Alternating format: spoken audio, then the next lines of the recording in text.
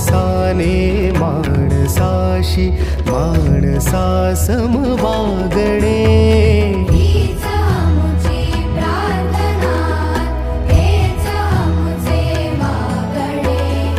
माणसाने माणसाशी माणसा सम वागणे. हीच आमुची प्रार्थना.